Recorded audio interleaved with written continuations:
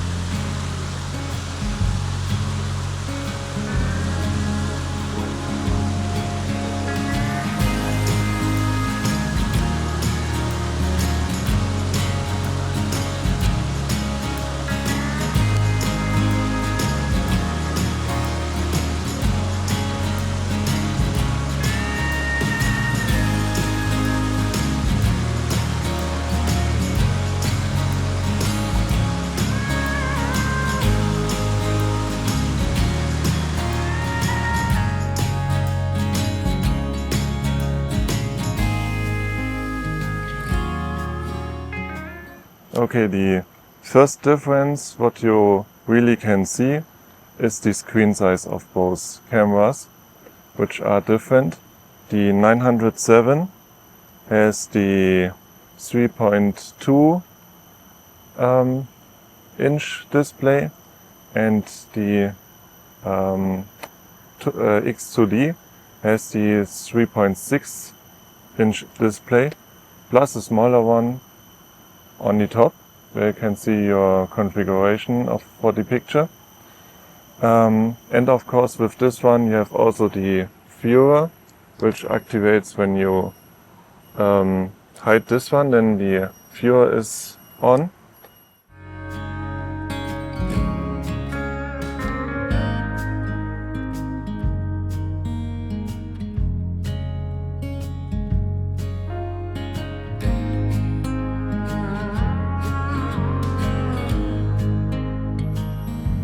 So another thing what I just discovered when I make the Wi-Fi, that the Wi-Fi of the 907 is only 2.4 G, and on the X2D the Wi-Fi is 5 G.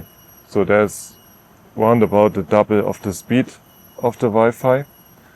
Which can make it faster, that you can see it on your iPhone, iPad, whatever. Another thing of both cameras is, of course, what you also see is when you see the size. I have the 75mm and the 55mm, which are quite the same size, but the 907 is, I would say, smaller and better to handle when you travel or not having so much space in your luggage or in your backpack. The thing is that the 907 you can just hold like this. It's not so much that many people are seeing it. On the 9X2D it's of course way bigger, and normally it's hanging like this, and this front of you or on side it's more obviously as the 907. And I traveled to Japan, as maybe you have seen in another video, with the 907X, and was very good, very handleable, and yeah, next time I will try the X2D, let's see, but I expect what I have seen, it's a little bit more heavy. Another thing what you have, or what I show you in the video, is that the display of the 907 goes like the old 500 series that you can see from above.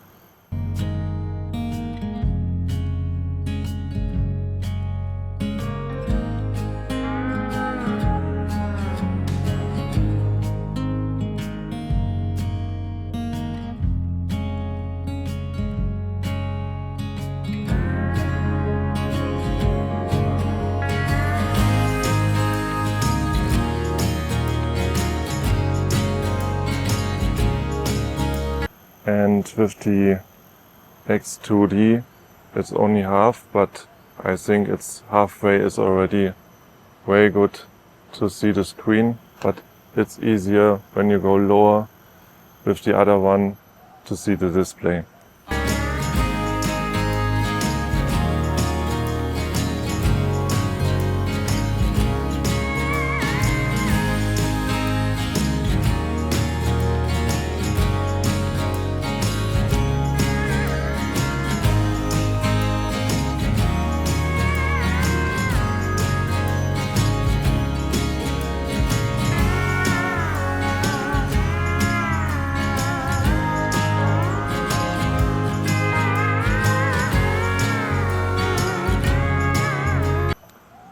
So, and the very nice thing with the 907 is I have with me the 500C, that with this one you can just disconnect the back. You have of course 6x6 in the back, and you connect just the back from the 907, which is a little bit smaller from the sensor size. You can just connect and then you can shoot as the old one, what is a really nice feature, and I really like the sound of the 500 series. And then you need always to turn to get back to the next picture.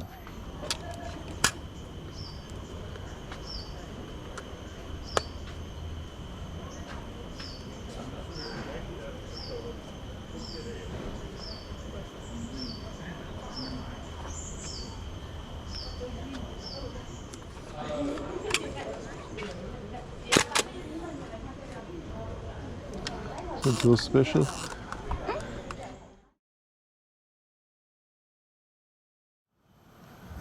From the handling, of course the 907X is a little bit difficult, as out of my 907 review.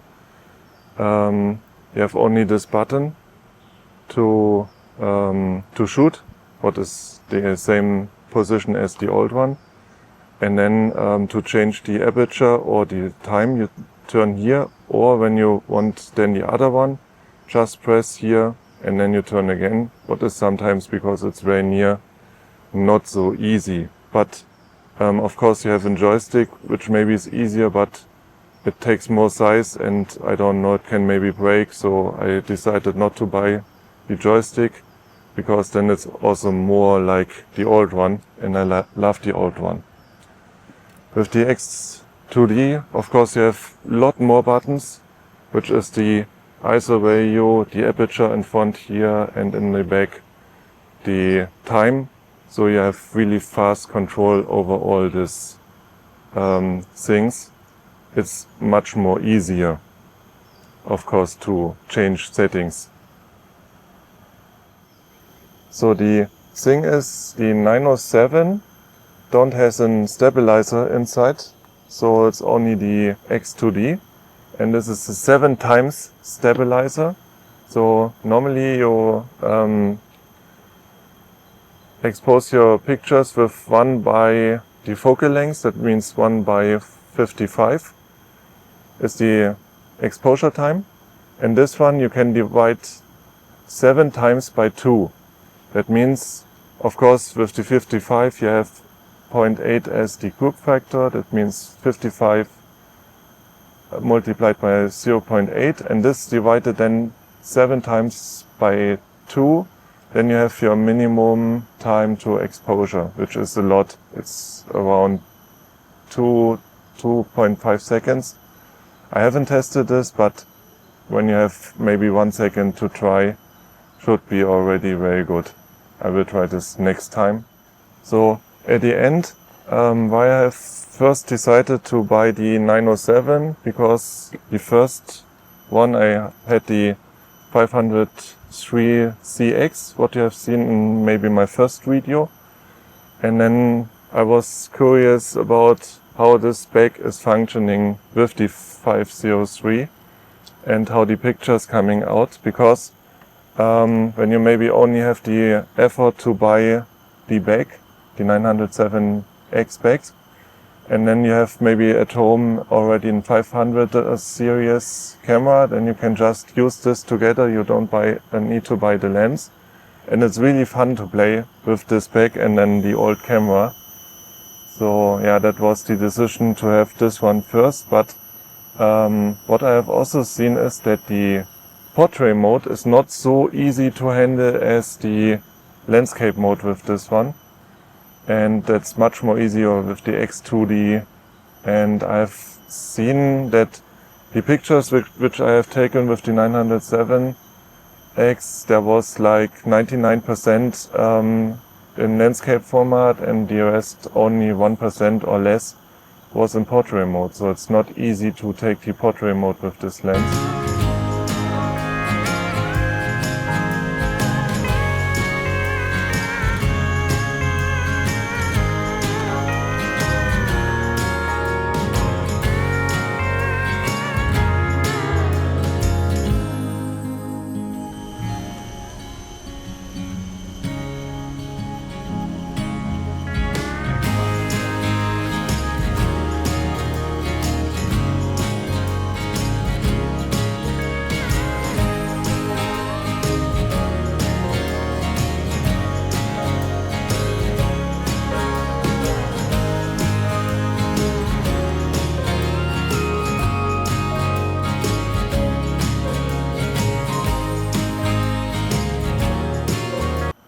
So, but I'm more in portrait photography, so I also got the X2D lens camera. Yeah, let me know about you.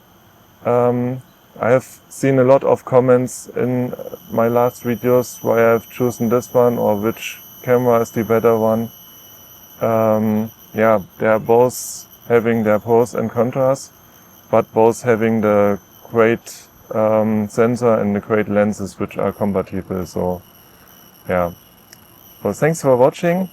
Please press the thumb, and when you haven't subscribed, please subscribe. Thank you and have a nice rest of the day.